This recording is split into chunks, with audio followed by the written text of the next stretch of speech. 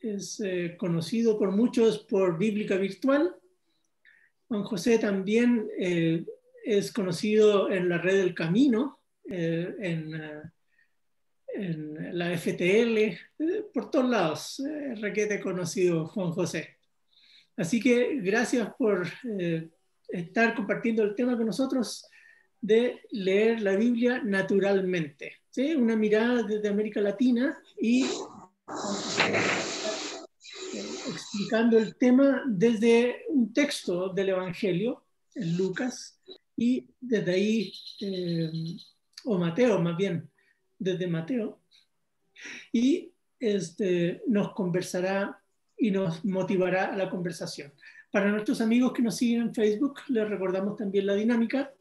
La transmisión será de la ponencia, pero luego la segunda parte del programa de conversación será con las personas que están directamente aquí en el salón de Zoom, que esta vez son un montonazo. ¿Sí? Así que, sin más preámbulos, Juan José, el tiempo es tuyo.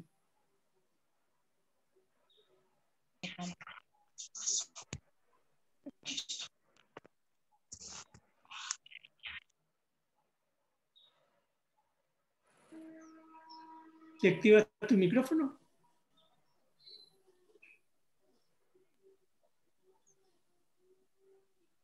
No, no te oímos, Juanjo.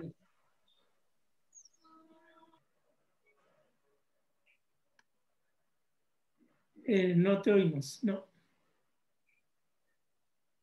Bueno, en lo que Juan José soluciona su problema de audio,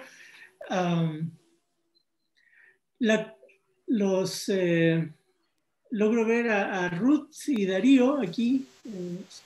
Dinora también está aquí. Ahora sí me También pueden está oír. Marcelo. Y También está Marcelo. Marcelo Vargas. ¿Ahora sí? Ahora sí. Ahora sí te oímos, así que... y Sadrach también está aquí. Así que el tiempo es tuyo, invitamos a los demás a apagar su micrófono y dejamos el tiempo entonces a Bueno, José. saben que alguien está controlando mi coso y la cámara se apaga y se va. A ver.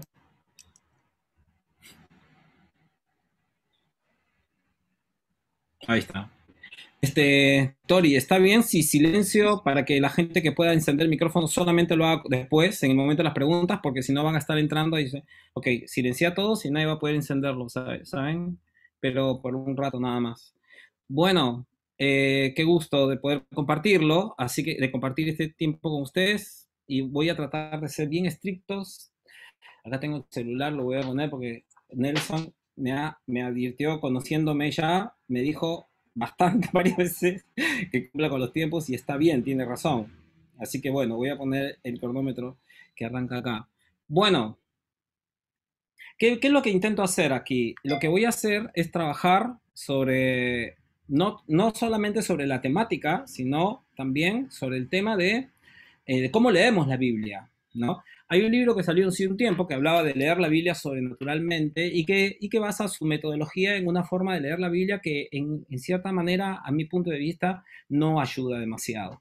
Entonces, lo que yo trato de ver justamente son los aportes que hacen las ciencias bíblicas al estudio de los textos, y estos todavía mucho más cuando están motivados con un espíritu vivificante de ayuda, de labor pastoral, de consuelo, de fortalecimiento, de conducción hacia la vida plena, ¿no? Que responde al espíritu de Jesús, del ministerio de Jesús, ¿no? Y que lo encontramos en todos los evangelios, pero en este caso vamos a tratar el tema lo vamos a ver particularmente en el Evangelio de Mateo. Entonces, vamos a tratar el tema así, leer la Biblia naturalmente y amar al prójimo por la interpretación de Mateo 19, 1 al 12. Entonces vamos a hablar un poco de esto, de cómo interpretamos el texto. 10 puntos que voy a hablar sobre la hermenéutica, sobre la interpretación de este conocido pasaje. No lo vamos a leer, es muy conocido. Los que tengan, estaría bueno que lo tengan ahí. Quizás después, si surge un momento de preguntas, podamos ir yendo hacia el texto una vez. Mire, un tema hermenéutico que trabaja mucho la hermenéutica contextual y la hermenéutica desde las subjetividades.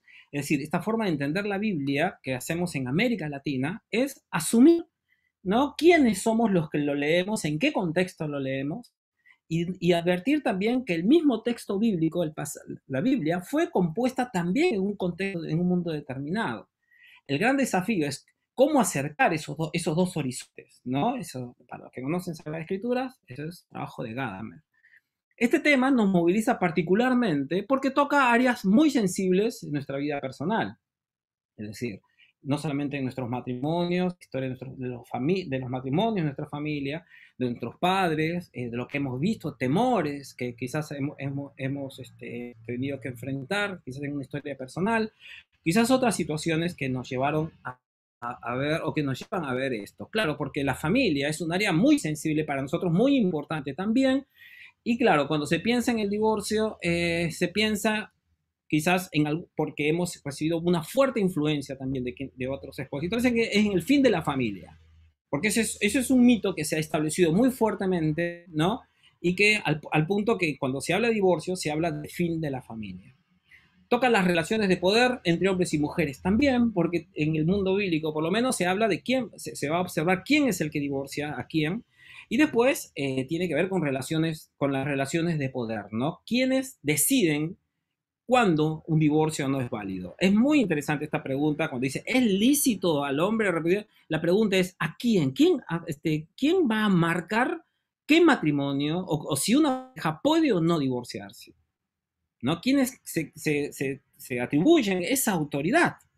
Bueno, voy a tratar de ir rápido para que no se me vaya el tiempo. El primer punto que quería que tratemos sobre esta hermenéutica es Mateo 19, 1 al 12, que habla sobre este texto. El divorcio no es un texto que enseña sobre el divorcio. Se habla mucho en la Biblia. Uno busca la Biblia, el libro dice Jesús, la Biblia moderna va a Jesús y el divorcio. Y en otro decir Jesús enseña sobre el divorcio. Un punto que es vital acá es entender este tema. Es decir, Jesús no da una enseñanza sobre el divorcio en este pasaje. Lo que hace es enfrentado en una discusión que aborda el tema del repudio hacia la mujer, pero que no, y Jesús va a responder a una pregunta puntual. ¿Cuál es? ¿Es lícito repudiar a la mujer? Y la pregunta es, ¿por cualquier razón? Es en la versión de Mateo, a diferencia de Marcos, Mateo va a discutir ese tema. ¿Es por cualquier razón? No se va a discutir en sí mismo el tema del divorcio. Y acá es una discusión en donde a Jesús lo están tentando, lo están mandando. Están queriéndolo hacer responder algo que no vaya de acuerdo a lo que la gente, la mayoría de la multitud que está escuchándolo ahí quiere que diga. ¿Por qué? Porque lo quieren pelear. Jesús es una persona muy popular. El pasaje dice, ¿no? Muchas multitudes lo seguían y lo que buscan es que Jesús diga algo que lo haga poco popular. En este caso, ¿saben qué es? Acá hay en realidad una relación de disputa y de poder entre hombres y mujeres. No es lo que la multitud ha generado, pero los fariseos quieren utilizar esto para ocasionarle problemas a Jesús. Quieren poner una situación en la que los hombres estén en su contra. Entonces van a tratar un tema en la que por el ministerio de Jesús, por las enseñanzas de Jesús con relación a la familia, a la mujer, a la relación con los niños, ellos sospechan que Jesús va a responder de una manera poco popular. Esto es una disputa, pero no es una disputa para encontrar la verdad. No, es una tentación que quieren ponerle los fariseos, es una lucha, es una trampa que ponen para que Jesús quede en descrédito. Entonces, Jesús no va a responder como respondería en una clase. No es que va a abordar todo el tema del divorcio. No es que en estos 12 versículos Jesús dice todo lo que él piensa sobre la ruptura de la familia o la ruptura del matrimonio, vamos a decirlo así, porque no es de la familia en sí, sino de la pareja. Y acá me parece que es algo muy importante porque entonces nos ayuda a ver también la forma como Jesús va a responder y también a observarse en que las cientos y cientos de cosas que Jesús no va a decir. Y no lo dice porque no porque no le interesen, sino porque está en una discusión pública donde lo están tentando y él está respondiendo rápidamente. Entonces, es muy importante identificar este tema para no desviarnos y no hacer decir a Jesús algo que no quiso decir. Por lo menos al Jesús de Mateo. Es un profundo error, entonces, tratar el tema del repudio a la esposa sin analizar las concepciones del matrimonio de la época. Esto también es así. ¿Todos los matrimonios son iguales? Esto ya lo he dicho en otras ocasiones, pero mire, les voy a hacer una pregunta para que ustedes vean cómo todos nosotros, aún los literalistas, hacen un acercamiento contextual al texto. Una vez una persona me pregunta y me dice, pero si vos hablas de esta manera es porque estás a favor del divorcio, me dice. Entonces yo lo miro y le digo, ¿y vos estás a favor del matrimonio? Me dice, claro. Como diciendo, y sí, soy creyente, ¿no? Claro que estoy a favor del matrimonio. ¿Sí? ¿Estás seguro? Sí, sí, sí, no, claro, yo estoy a favor del matrimonio. Y si se trata del matrimonio de un hombre de 50 años con una jovencita de 13 que es obligada a casarse con ese hombre, ¿vos estás a favor de ese matrimonio? No, no, no, por supuesto, claro que no. Entonces le dije, entonces, ¿estás a favor o en contra del matrimonio? Y se quedó mirándome, pensando en lo que yo le estaba diciendo. Bueno, ¿viste? No se puede hablar de las relaciones humanas como si se trataran de relaciones mecánicas, como si se tratara de relaciones duras. Los seres humanos somos seres contextuales. Dios nos ha creado su imagen y semejanza. Por lo tanto, así como no podemos decir, sí, yo estoy a favor del matrimonio, pero que cualquier matrimonio, ¿estás a favor de cualquier matrimonio, de llegar al matrimonio de cualquier manera, de sostenerlo de cualquier forma? Y vos vas a decir que no, no, claro, un tipo de 50 años con una chica de 13 en nuestros países, ya, gracias a Dios, eso es estrupo, es un delito, ¿no? Entonces, por lo tanto, cuando hablamos del divorcio, no estamos hablando del divorcio como una realidad que no tiene que ver nada con el resto de la vida. Claro, para hablar del divorcio, para hablar del repudio, tenemos que hablar del matrimonio. Porque lo que se quiebra es un matrimonio. Entonces, ese es otro error, que a veces hablamos del matrimonio, del divorcio, pero no pensamos cómo eran los matrimonios en aquel entonces y cómo serán todavía hoy, ¿no? En cada caso. Bueno, eran muy diferentes los matrimonios en aquel entonces a lo que es hoy. La concepción de la familia en el siglo I es muy diferente a la de hoy en las culturas occidentalizadas, por lo menos las nuestras. Muchas de las prácticas saludables que hoy se aconsejan para el noviazgo o el matrimonio eran consideradas como prácticas inmorales en el siglo I. Por ejemplo, que sean novios, que se conozcan, que sean amigos, que salgan solos, que se besen, aunque le digamos que no lleguen a ciertos niveles, igual así, que se tomen de la mano, que se abracen, que se besen, lo vuelvo a decir, que se acaricien, por más inocentes que nosotros pensemos hoy que son, pensarlo eso en el siglo I, eso era inconcebible. Así que nosotros hoy, aún los espacios más conservadores hoy, incentivan a la porneía, porque eso en aquel entonces hubiera sido visto como fornicación. Entonces, es imposible cumplir literalmente con las miradas sobre el matrimonio y el repudio del siglo I debido a los cambios de los tiempos. O sea, el mundo siguió girando, el mundo ha cambiado. No podemos ir para atrás y tener la mentalidad por más que la querramos adoptar. Por ello, la pretensión de los literalistas de ser bíblicos en el sentido de cumplir al pie de la letra lo que ellas dicen es una falacia, es imposible, ¿no? O sea, materialmente no se puede dar. Por lo tanto, toda interpretación del texto bíblico siempre es contextual. No existe la posibilidad de que el ser humano, mientras sea ser humano, haga una hermenéutica bíblica, una interpretación bíblica que no sea contextual. Lo que hay que discutir es qué tipo de hermenéutica contextual está desarrollando. El punto 6. Jesús se vio influido por la presencia de las mujeres en la discusión pública. Esto me parece que es algo muy importante y que muchas veces se obvia. Es decir, a Jesús le daba lo mismo la discusión, era de estas personas como a veces vemos en algunos acercamientos bíblicos y sobre todo en estos movimientos que hablan, ¿no?, del coalition gospel, que parece que quieren ser objetivos, puristas, literalistas y entrar en la mente de Jesús, estar en esa época como en el cuerpo y querer sacar una ética que fuera, ¿no?, totalmente objetiva, la cosa acá que podemos trabajar.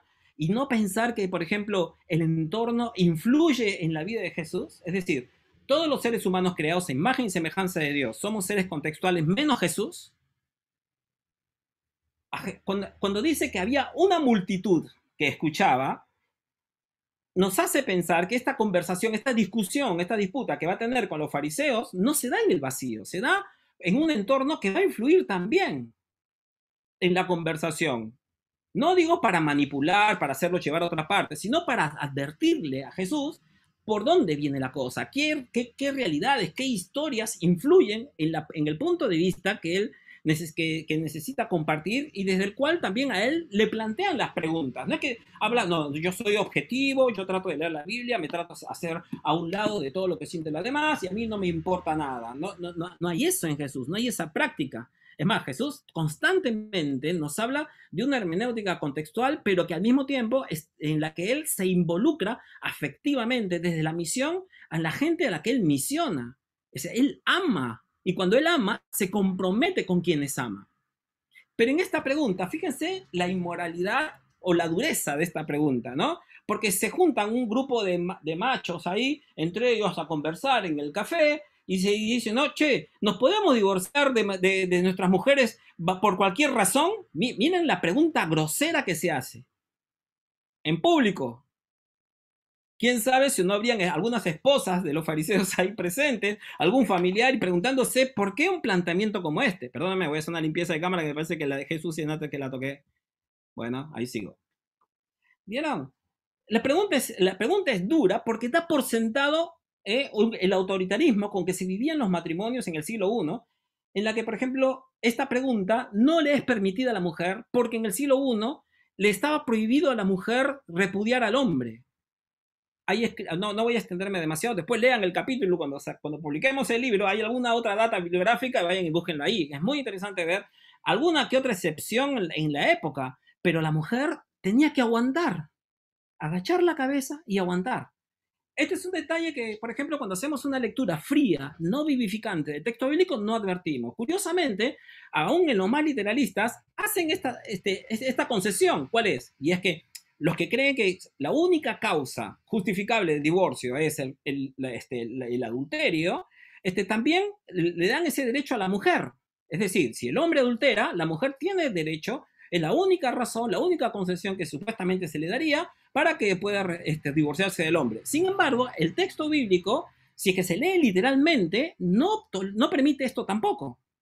Es decir, si leemos este pasaje como toda la opinión de Jesús y el punto de vista central que él tiene, Jesús tampoco autoriza a la mujer a repudiar al hombre aunque él fuera adúltero. Porque esta es una prerrogativa solamente de los hombres. Y entonces, cuando hay las mujeres, hay que pensar en esto. ¿Hay mujeres esclavas en este grupo, en esta multitud? Siendo la esclavitud o la servidumbre, la semi-esclavitud, en algunos casos tan común en aquel entonces. Habrían niñas, habrían extranjeras, habrían mujeres que habían sido casadas. Acuérdense que los matrimonios eran acuerdo de padres, no de dos personas que se arreglaban, y que quizás en algún momento en la vida llegarían a amarse, o quizás no, pero no eran tampoco las expectativas que tenían. ¿Habrían mujeres golpeadas en ese pasaje, en esa multitud? Mujeres maltratadas. Y esto no estoy diciendo que no hubieran casos de hombres que sufren. Lo que digo es que todas las mujeres estarían contentas con su matrimonio al punto que cuando ellas percibían que su esposo las quería repudiar, ellas les rogaban y les imploraban seguir con ellos, aunque siguieran con esto padeciendo todo lo que padecían. Nada de estos factores históricos, reales, contextuales, influyeron en la respuesta de Jesús. Esa es una pregunta que hay que hacerse. El texto no lo disimula. Dice, una multitud de mujeres, una multitud había ahí. Nadie podría pensar que la multitud solamente la conformaban hombres. Obviamente que hay mujeres. Pero es la hermenéutica la que las obvia. O sea, es decir, somos nosotros que cuando leemos luego el texto, las ignoramos. Y hablamos solamente de la legalidad, se usa Génesis 1, en la discusión de la ley. Fíjense, como si no estuviera hablando Jesús acá de vidas humanas. Las perspectivas legalistas son las que obvian la importancia que tiene que ver la vida humana en la interpretación de un texto. Y esto, desde América Latina, es lo que hemos querido romper. Es decir, percibir que la Biblia es un escrito vivo porque surge desde la vida. Es un Dios que se revela en la vida, en las historias. Y de la misma forma, el intérprete tiene que involucrarse también, por eso que jugar a la objetividad, como entendida además, como un distanciamiento afectivo, ¿no? Del otro. Bueno, lo lamento, vos te casaste, no, pero me fue infiel y ya no quiero seguir más, pero me pega y no quiero, sí, pero vos te casaste y Dios dice que que lo que el hombre uniere no lo puede separar, ¿no? El hombre es una mirada legalista que hace que deshumaniza el texto, yo creo que le quita su carácter divino y contextual, encarnacional, amante, misericordioso, sensible hacia la experiencia humana. Lo hace un texto legalista. En nombre de Dios, curiosamente, ¿no? El quinto punto es Jesús apeló a los textos fundantes de Génesis 1 y 2. Vieron en este pasaje, si ustedes lo leen, se van a encontrar con Jesús, va a citar estos pasajes, ¿no? Para señalar las bases teológicas de igualdad y cuidado mutuo en el matrimonio.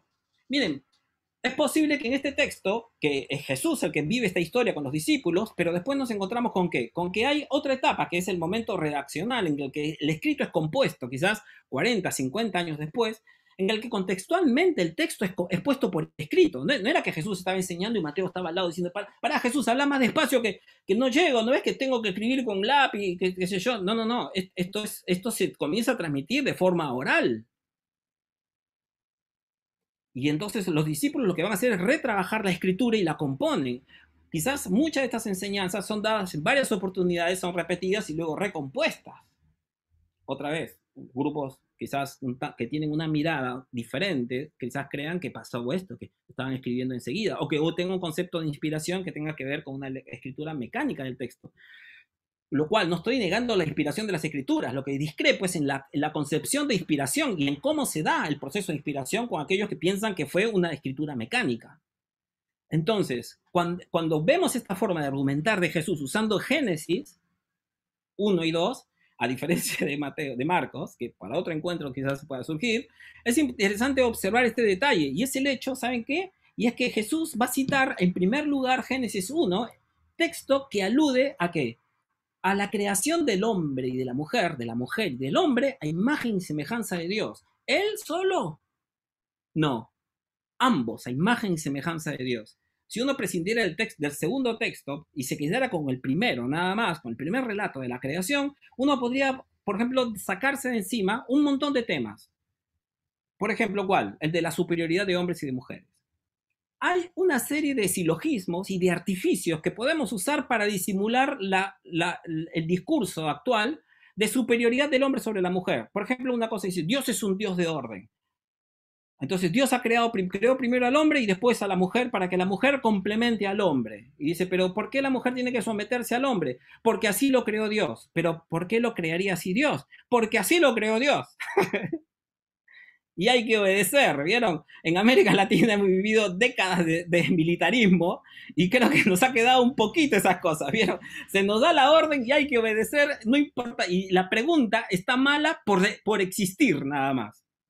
El texto de Génesis 1 es muy valioso porque nos habla de que ambos somos imagen de Dios. Y luego también se dice que a ambos se les da la responsabilidad, el privilegio de administrar la tierra. En ninguna parte del texto se dice que él será un ser pensante, ella será un ser afectivo, que él será más fuerte, que ella será más débil, que ella debe de quedarse en la casa, que él debe de salir a la calle y trabajar, que ella no debe de estudiar y todo. Miren, hay pautas que nosotros hoy culturalmente enseñamos en la iglesia que vistas a la luz de las escrituras leídas en su propio contexto serían inmorales.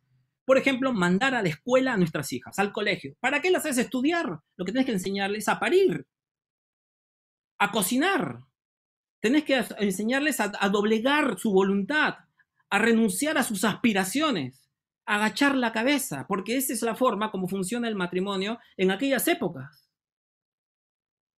Y al hombre que no quiere con ese tipo de relación, le tienes que imponer que sea una persona que impone, que maneje, que decida, que tenga un carácter impetuoso, y el que no lo tiene va a tener problemas también con ese tipo de matrimonio que se impone. Génesis 1 antes habla de la relación igual entre hombres y mujeres, y luego Jesús va a citar Génesis 2 para decir, el hombre debe dejar a su casa, a su padre, a su madre, para estar con su mujer. ¿Por qué? Porque se trata de una relación de pares, y porque con esa mujer tiene que formar una nueva familia, así que así decide hacerlo.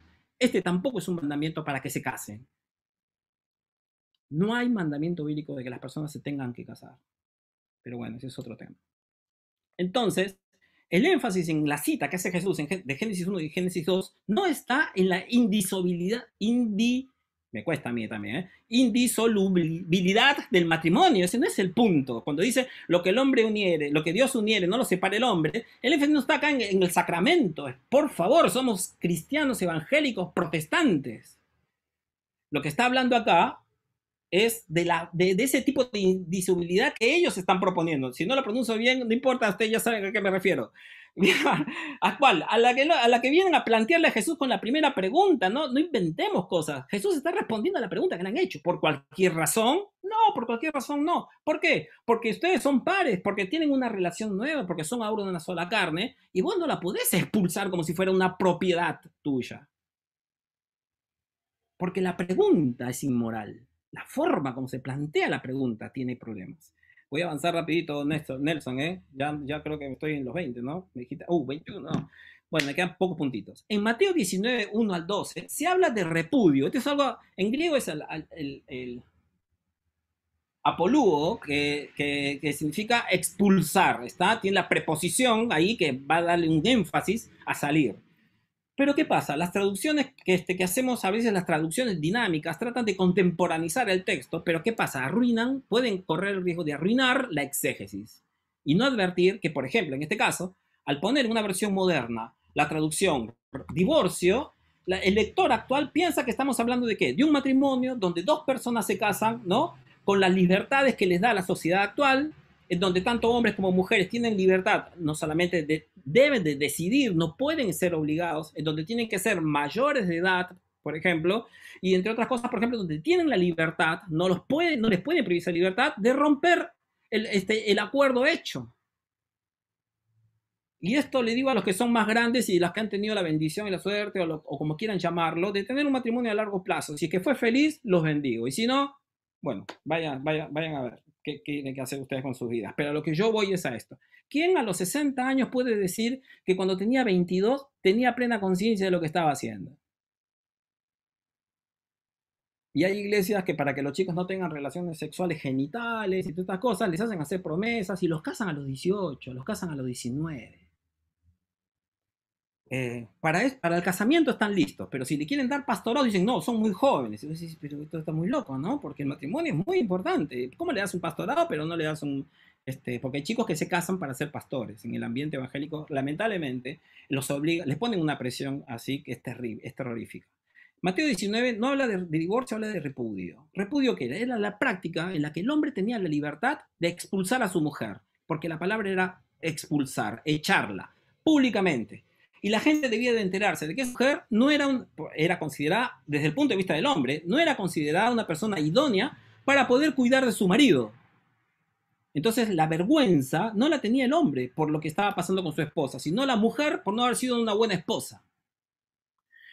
Además de esto, que la mujer cuando no podía heredar, no es que salía a la calle a buscar trabajo, no es que se podía valer por sí misma. ¿Qué hacía la mujer? Iba y volvía a la casa paterna, y cuando ella no era recibida en esas circunstancias, tenía que vagar, y en algunos casos se ven como por ejemplo el caso de la mujer de Samaria, de Juan capítulo 4, donde cuando le pregunta, ¿no es tu actual marido? No es mi marido, es mi amo, porque yo no encontré una forma de vivir, sino ofreciéndome como sirvienta, como concubina, tenía que ofrecerme de alguna manera, porque si no me moría de hambre en la calle. Ya termino. Jesús desacreditó el repudio por cualquier causa. Sí, pero la pregunta que nos debemos de hacer es, si las condiciones matrimoniales para hombres y mujeres hubieran sido más justas, podemos pensar que lo hubiese permitido en situaciones que lo valieran. Ahora, yo tengo 25 años de pastorado y algunos dicen que soy buen pastor. Y yo les voy a contar esto. Me he contado con un montón de historias. Mujeres, por ejemplo, que dicen, no, yo le aguanto que me pegue y que me haga todo lo que quiera, pero nunca que me traiga otra mujer a mi casa. Si quiere hacer sus cosas, que las haga lejos, que yo no me entere, pero nunca acá en casa. Ese es el criterio que ella tiene. Otras mujeres dicen, no, yo, si quiere, que me engañe con todas las mujeres, yo lo tolero, a mí eso no me molesta. Pero que si me alza la mano una sola vez, yo termino con él. Y hay personas que dicen, bueno, yo sigo con mi marido, la verdad, no lo amo, ella no me ama, no nos aguantamos de hace mucho tiempo, nuestros hijos lo perciben, y yo observo a veces cómo sus hijos perciben cuando son producto de un matrimonio que no se ama, porque no amarse no es una cuestión neutra, no es que no se aman y viven como reyes, no se aman, y todas las cosas que consigo a veces es una relación así. Y uno cabe preguntarse, se hubiera vivido en una sociedad donde los matrimonios se hubieran constituido de forma diferente, no arreglos matrimoniales, donde las personas tenían la libertad. Fíjese lo inmorales que somos nosotros hoy cuando le enseñamos a nuestros jóvenes a decir, casate con alguien que ames. ¿Vos te imaginás que a María o a Marta o a las mujeres del siglo I les pedían que se enamoren, que amen, que conozcan, que decidan sobre el novio que iban a tener? Eso es un inmoral. El padre decidía sobre ellas. Entonces ya estoy. La cláusula de excepción. Jesús dice, Cualquiera que se case con una mujer que ha sido repudiada en esas condiciones, Jesús está acá castigando al hombre dentro de esta esfera en la que ellos se sienten con la libertad de tomar derechos. No está hablando de la humanidad. Porque es una disputa, es una conversación puntual. Están planteando un grupo de personas así. Entonces es importante tener carácter contextual. Pero Jesús va a decir una cláusula que es llamada así, cláusula de excepción. Si Jesús creía en la indisolubilidad del matrimonio, ¿por qué dice salvo por causa de porneia? Salvo por causa de fornicación. ¿Cómo es esto? ¿Es indisoluble o no es indisoluble? Ahora, eso es uno. Y la segunda pregunta es, si Jesús hace una excepción y dice, salvo por causa de porneia, la pregunta ¿es esa la única excepción que considera Jesús? Es decir, Jesús que enseña sobre la libertad, ¿no?, moral, ética, sobre la enseñanza, sobre la libertad humana, ahora nos pone una reglita y nos dice, salvo por causa de porneia, que para colmo es mal introducido antojadizamente y se pone como adulterio. Es decir, las personas que no tienen adulterio pero matan a palos a su marido o matan a palos a su mujer, no se pueden divorciar o no debieran de ser divorciados. Porque, porque hay que leer de forma legalista el texto. Ahora, miremos al Jesús de todo Mateo. Olvidemos de Mateo 19 y leamos todo Mateo. ¿Jesús es así de legalista en los evangelios? O sea, Jesús cuando miraba a una persona le decía, a ver, ¿cuántos pecados has hecho? ¿Has hecho 10? ¿Has hecho 9? Porque si sos 9, sos digno de misericordia. Si sos 10, Jesús, ¿qué pasó? En sábado no comían sus discípulos. O sea, Jesús era un legalista. ¿Por qué entonces mientras que todo el evangelio, Jesús es un alma libre que enseña la misericordia, el amor, se abre, en el capítulo 19 lo leemos como un legalista? Y es más, ¿saben qué? Las mujeres que sufrían golpes, que eran menospreciadas, que le decían, ojalá me abandone este tipo, y escuchan que Jesús dice, no, nadie puede repudiar a su mujer. ¿Saben qué? Está diciendo, estás a ver, se agarra de los pelos y dice, no, pará, déjate que me repudie, por favor, me va a matar este tipo si no me repudia, porque yo no puedo dejarlo. Porque me van a perseguir, me van a buscar. ¿Sabes lo que voy a sufrir si lo hago? ¿Era así legalista Jesús? Se contradice con el resto de los evangelios. Es el último punto. Las hermenéuticas contextuales nos permiten ser más sensibles a la vivencia de la gente. Uno dice, pero esto es relativizar absolutamente todo. Miren, la palabra, yo sé que en espacios, en la modernidad, con la fantasía de la objetividad, con la fantasía del estudio, ¿vieron?, concreto, de la prueba, de la demostración, muchos evangélicos que inclusive al estilo de George McDowell y todos ellos que querían buscarle la vuelta al cristianismo, buscando evidencias que existe un veredicto y usando criterios dentro de paradigmas modernos también. Entonces el evangélico que quiere reaccionar a cierta mirada, lo hacía bajo el mismo paradigma. Entonces nos cuesta hablar de diversidad. Uy, no, pará. Nos da temor hablar de libertad, de interpretaciones, de consensos, de diálogos, de la palabra elección, porque nosotros queremos tenerlo todo fijo. También habla de una minoría de edad, y esto es un término viejísimo, ¿no? En términos psicológicos, ¿no? Queremos que mamá y papá nos digan lo que está bien y lo que está mal para obedecer. Es más cómodo obedecer que tener que elegir nosotros. Entonces, ese es un punto que me parece que es muy importante. La hermenéutica contextual nos abre a ver el texto bíblico, ¿no?, como se dio, con las diversidades de vivencias que se daban, y en la que nos encontramos con un Jesús altamente sensible, fuerte, con una inteligencia emocional muy grande, con una sabiduría muy grande, que corrió con los riesgos, en este caso a dar, por ejemplo, una respuesta poco popular, ¿sí?, porque quizás muchos hombres se le pusieron en contra. ¿Y saben quiénes entre ellos? Sus propios discípulos, que le dijeron, Jesús, si es así la cosa, como vos decís, no me caso. Entiéndase, en el siglo I, no casarse no significaba no tener concubinas, ¿eh? No recurrir, no tener relación sexual, tener mujeres a su servicio, que no eran esposas, pero que eran mujeres que estaban a su servicio. Bueno, Nelson, disculpas, si gustan, podemos conversar. He corrido, he sintetizado todo para llegar más o menos a los 25 minutos que habíamos hablado.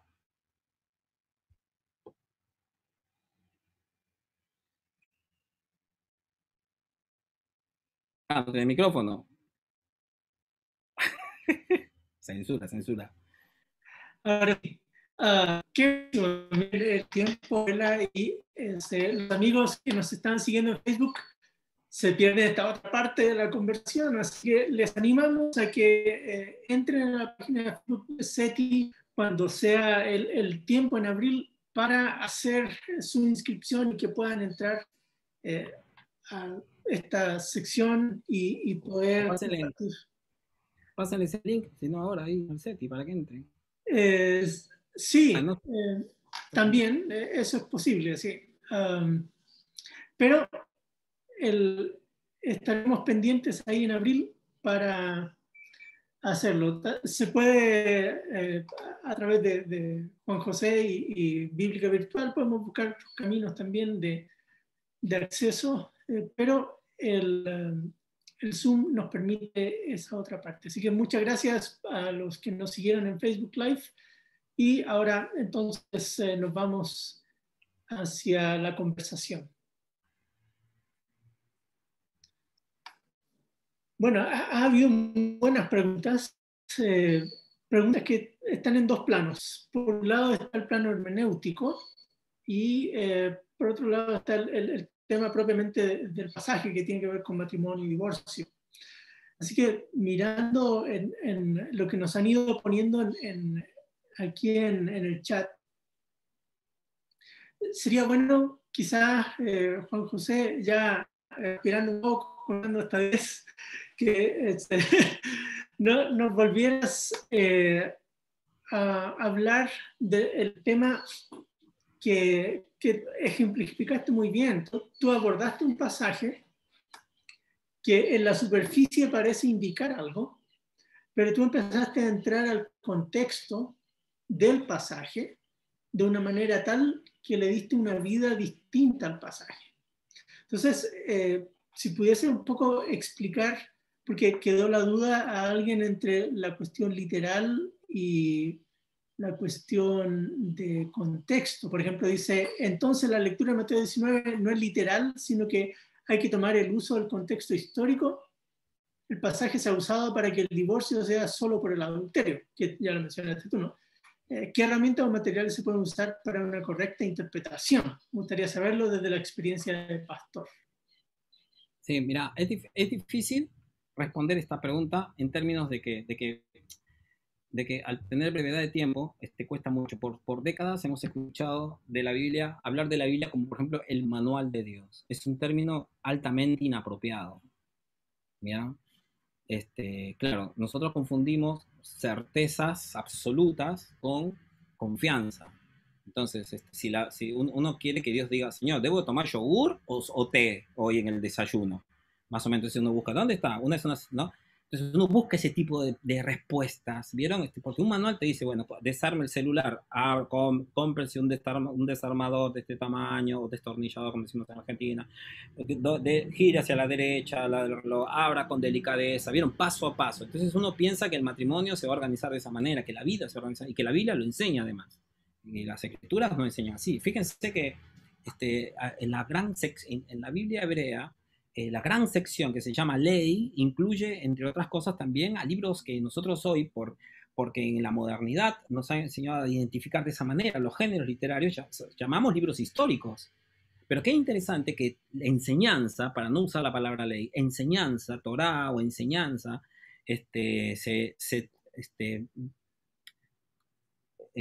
tenga su génesis o se refiera a relatos de historias, en el que no te dice cómo si tenés que ponerte el zapato derecho y después izquierdo, o bajar de la cama con el pie derecho. No se habla de esa manera, pero se cuentan historias que abren a nuestra reflexión para la toma de decisiones, para vernos inspirados y también para saber cómo pero no para repetir la historia.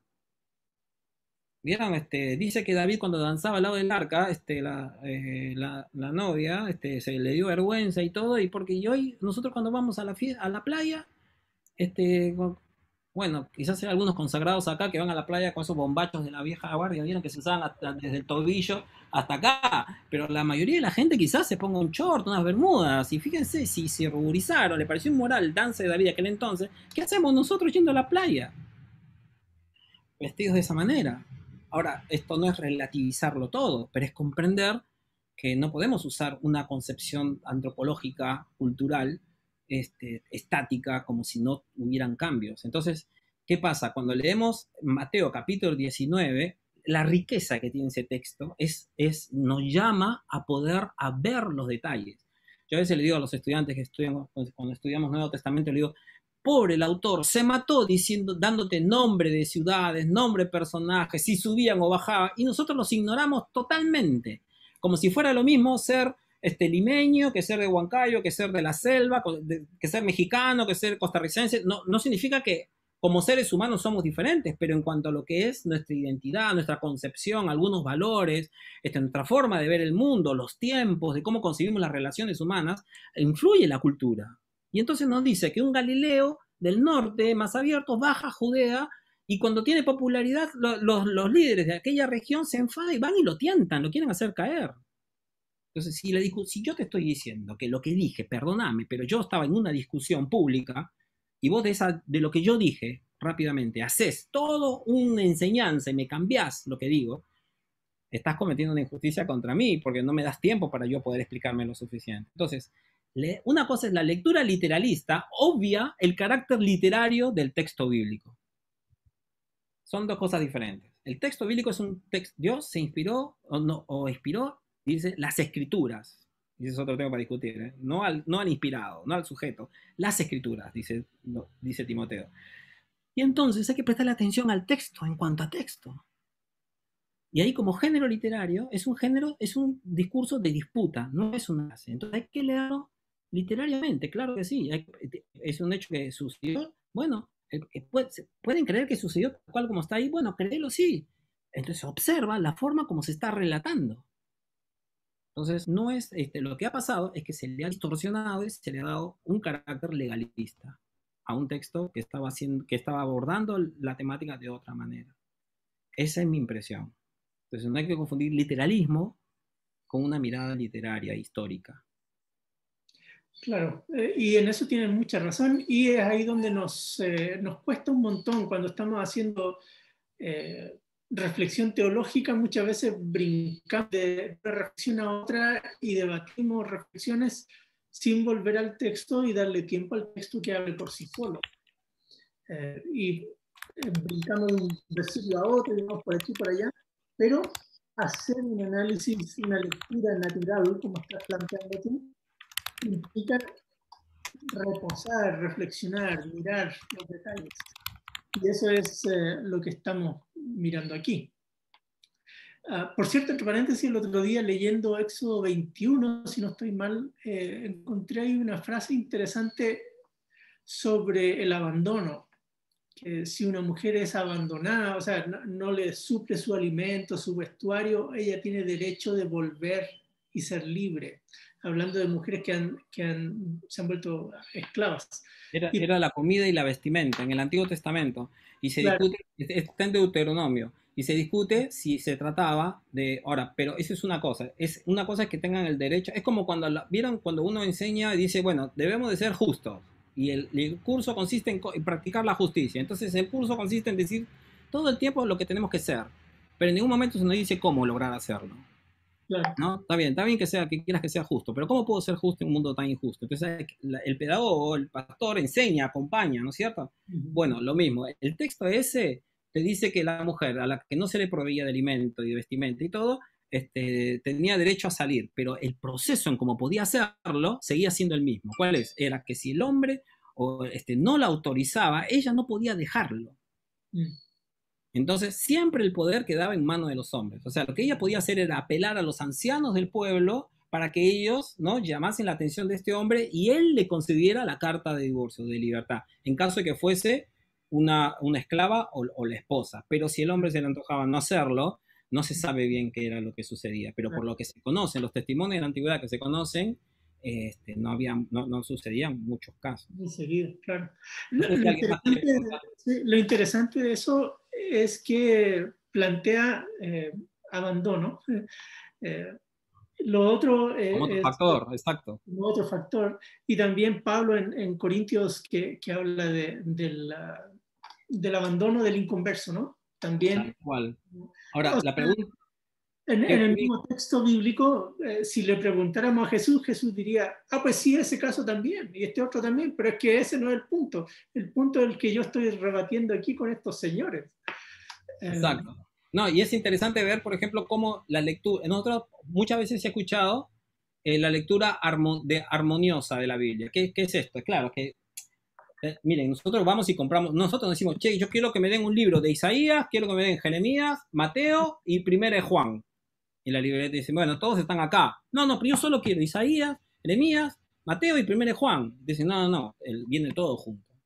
Entonces, ¿qué pasa? Para muchos la fantasía, aparte que hay en espacios más conservadores o los espacios que se llamen, que está bien, yo respeto esas decisiones, aunque no las comparto para nada. Es la mirada de que, bueno, de que se habla de la revelación como un solo paquete. Entonces, claro, vos comprás la Biblia y entonces la fantasía es de que toda fue revelada junta, de que no se contradice, de que no, como si la contradicción fuera malo.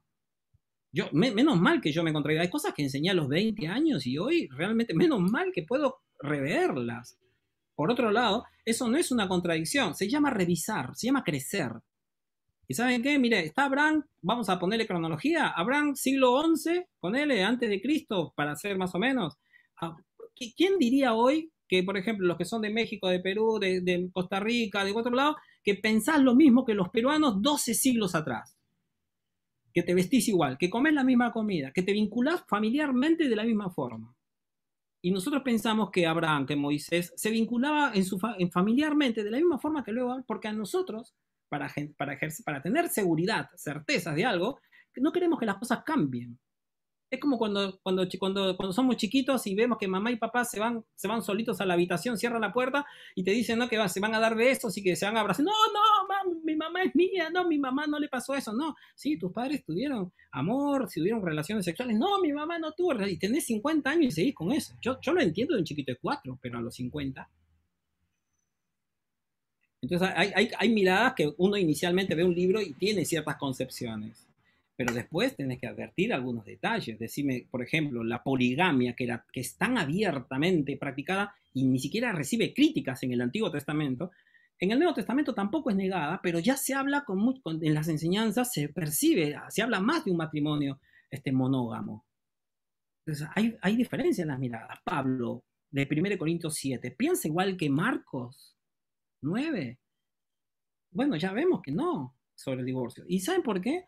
Porque la vida es sumamente compleja y no podemos hablar de diseños de Dios para la familia, inventos además, porque no hay texto bíblico que responda a eso que se llama diseño, no hay nada de eso.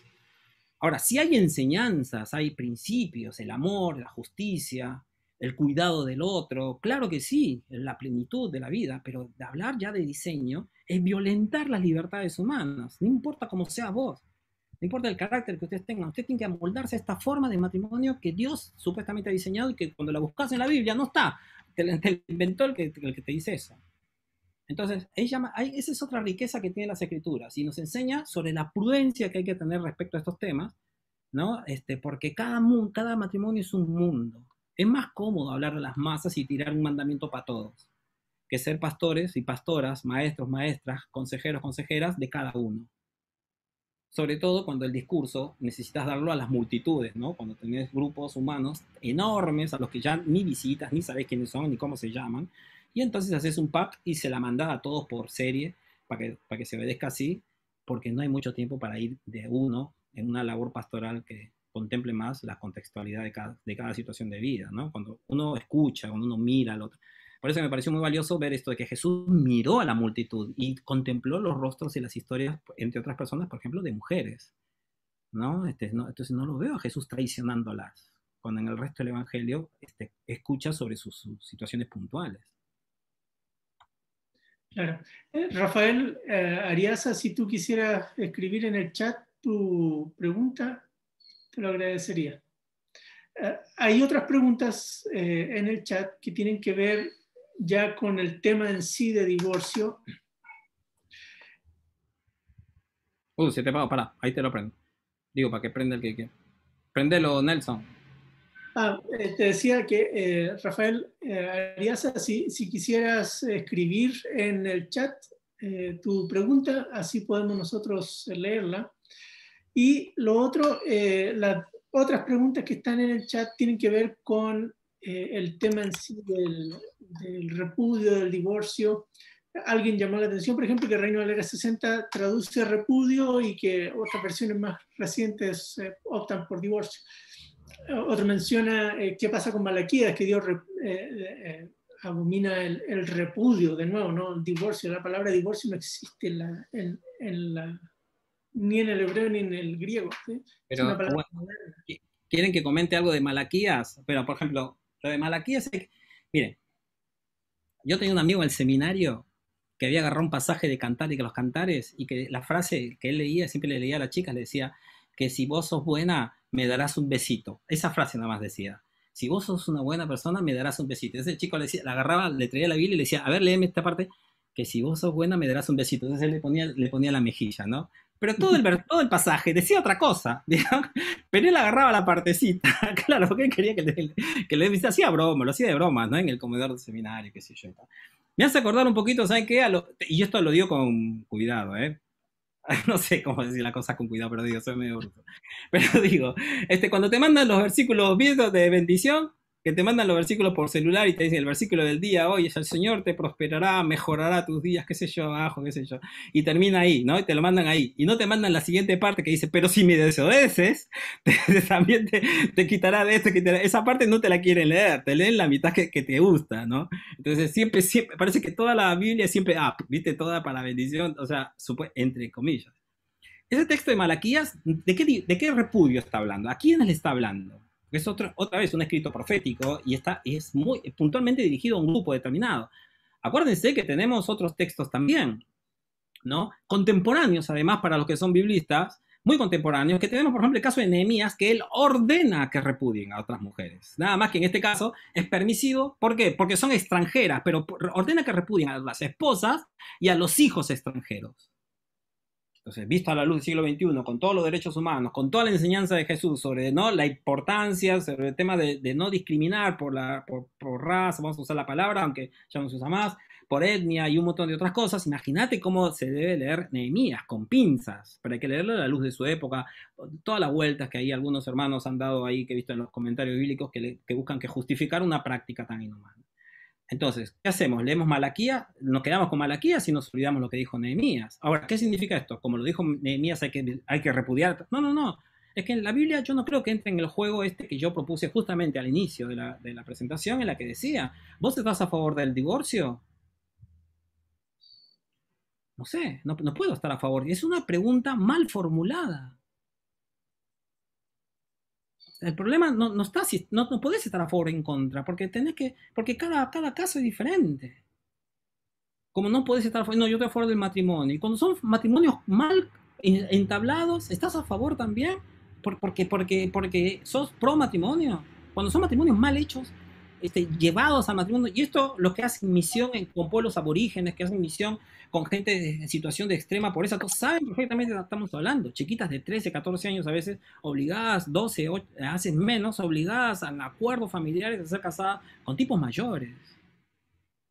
Chicas en situación de pobreza que quieren escapar del hogar y van y se casan con cualquiera. Y la iglesia los casa en vez de ayudarlos por ahí, ayudarle a entrar, ¿no?, a entender otro espacio de contención, una vida diferente que les ayude a salir de esa violencia, pero al mismo tiempo a no meterse en un baile del que luego van a sufrir y van a padecer también. Entonces no se puede decir estoy a favor del matrimonio como si fuera el matrimonio lo que salvará la vida al mundo. Cada caso es diferente.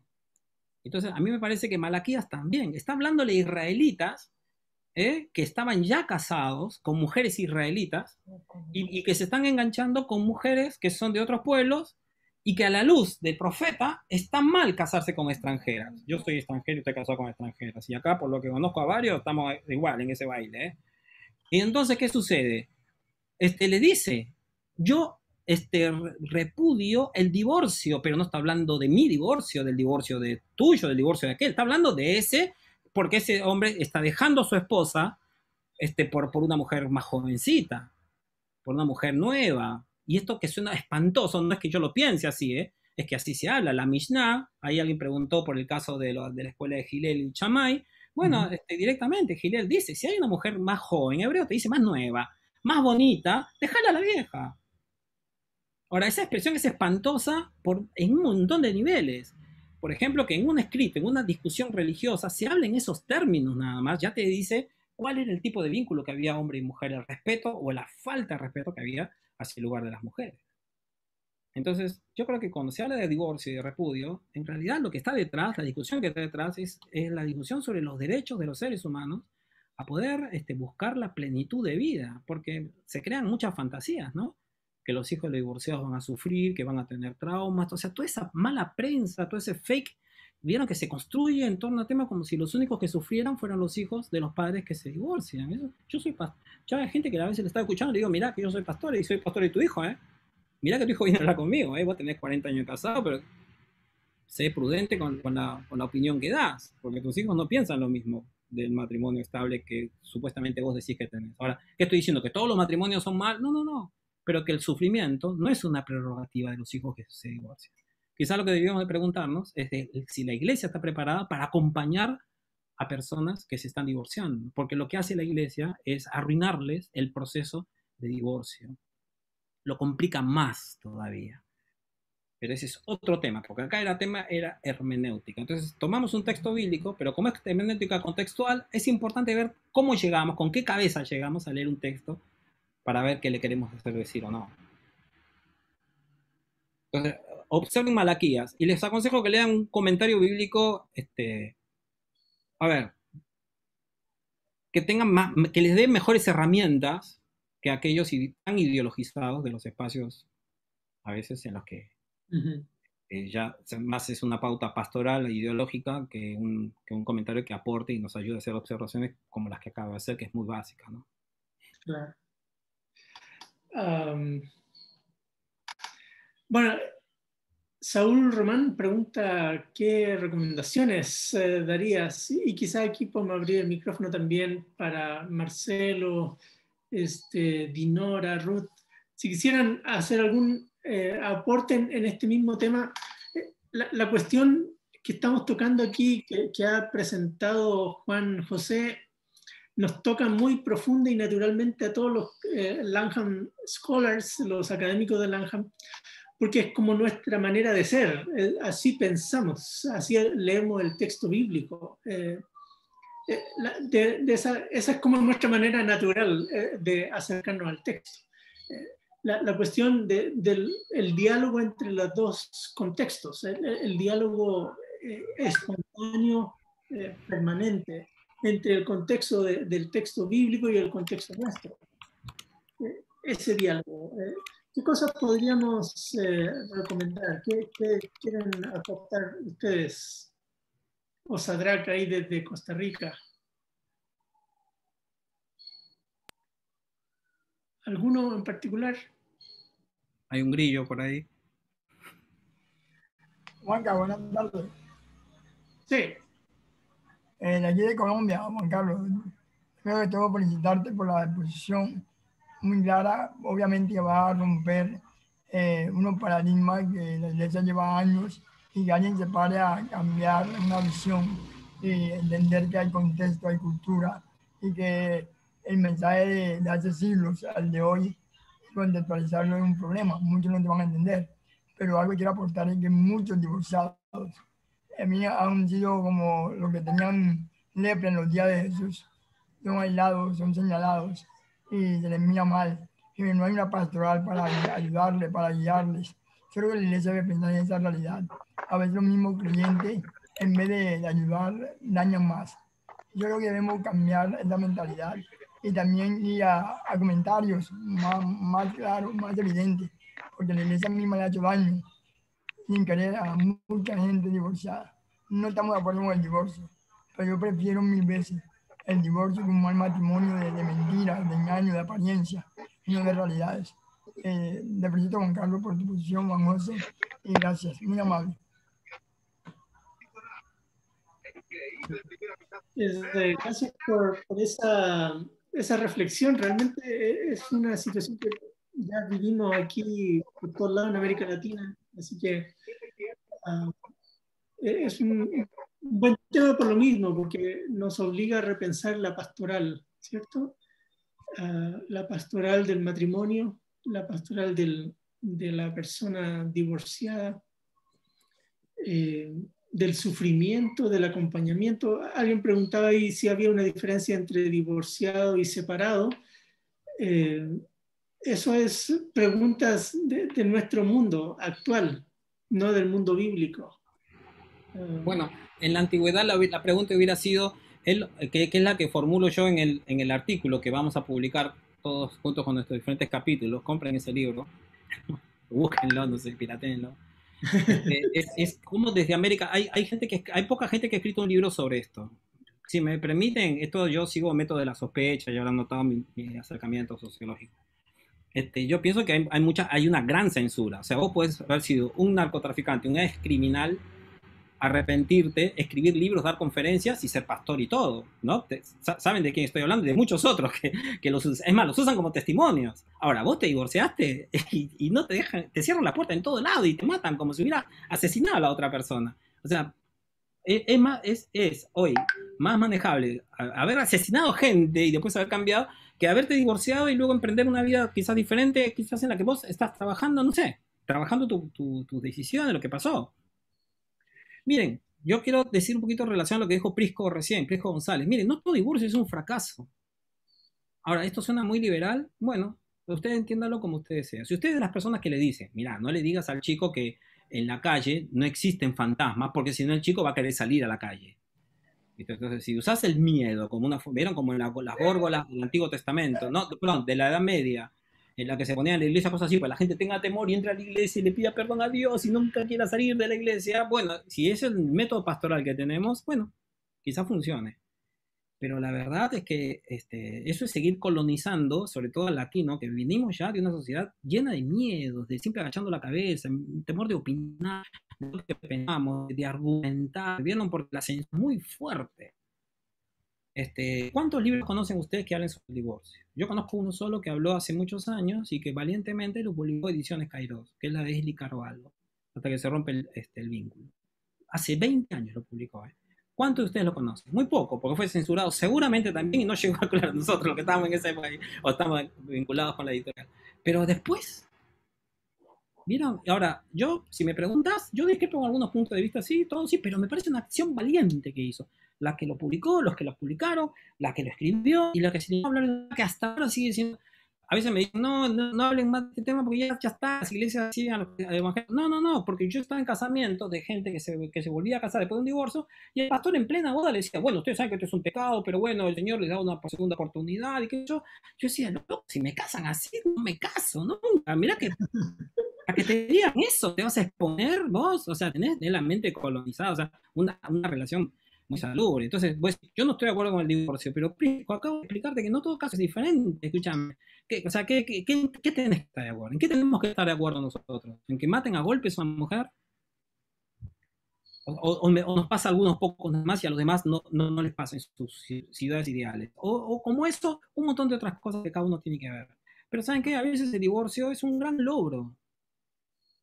El problema es que en algunas iglesias protestantes se dice hasta que la muerte los separe, y yo te voy a decir, hay formas de llegar a ese camino, no muy difíciles.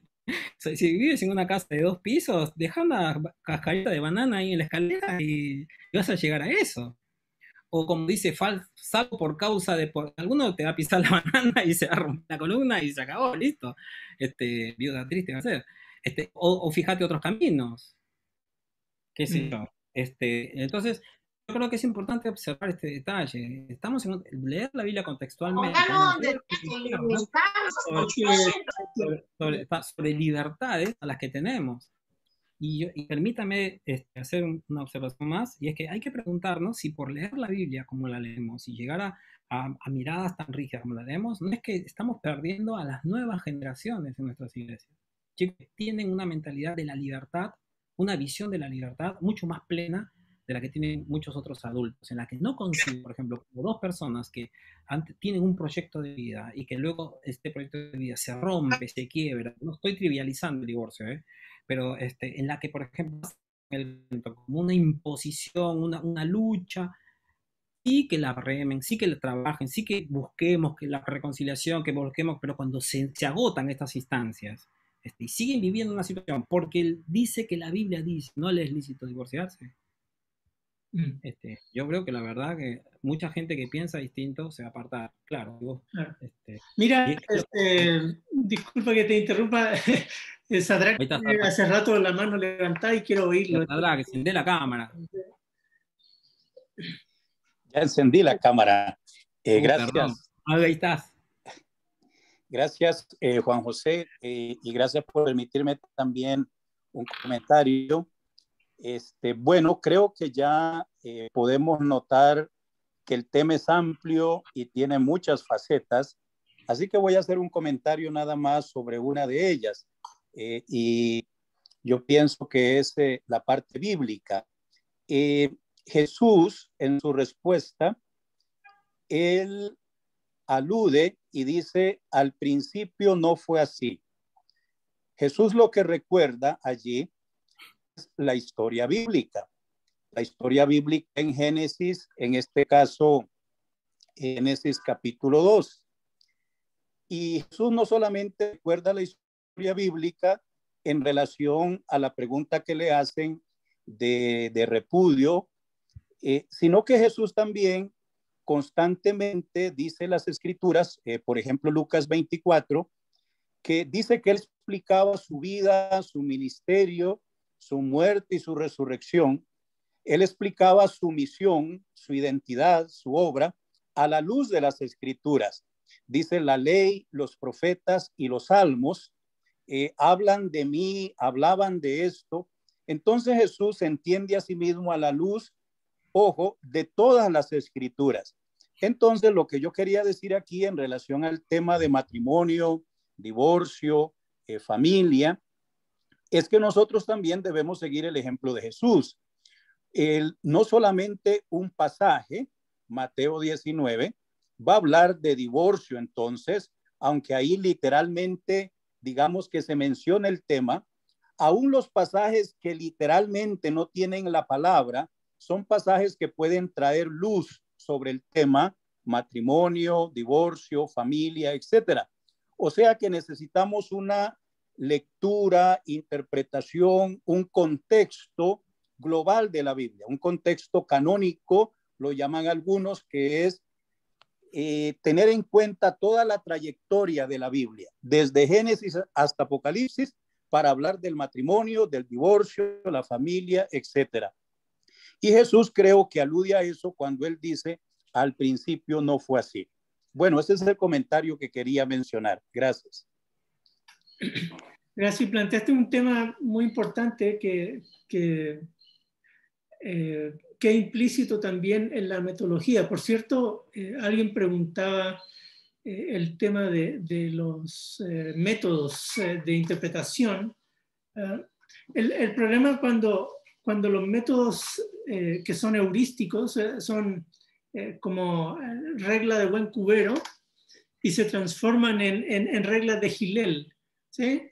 Que tienes que hacer esto, y si no hace eso, entonces no estás interpretando. Ese es el problema, porque el tema de la metodología es intuición, de cómo tratar de extraer significados probables y posibles de un texto desde las distintas realidades con las que se dialoga. Entonces, de la cuestión es que primero hay que partir por algo, una metodología que le permita a uno, y lo que pues Juan José tú hiciste fue eso, ¿no? Miraste la cuestión literaria, miraste estudios de trasfondos de primer siglo, dinámicas sociales, cuestiones desde el Antiguo Testamento, hiciste alusión un poco a literatura rabínica y después... Yo creo que es importante no caer en lo que observé, ¿no? Como crítica. Obviamente en una presentación de 25 minutos no puedo agotar todo lo que la investigación, ¿no? Entonces, compren el libro, lean el claro, sí, que es un poquito más y tampoco tiene todo, pero es un parador. Y la observación de Sadrach, si me permiten comentarla, que creo que es un poco la idea de charlar, me la había hecho él antes también, porque Sadrach es uno de mis amigos académicos con los que más diálogo tengo, por su capacidad y su apertura, y aparte porque en muchas cosas estamos en punto de vista diferente, pero siempre tenemos el mejor intercambio. Eso es algo, hace lo que decía Nelson hace un ratito, se hace muy rico este espacio de Langham, de académicos. y él me había hecho su observación y me ha hecho pensar, reflexionar sobre eso. Es una muy...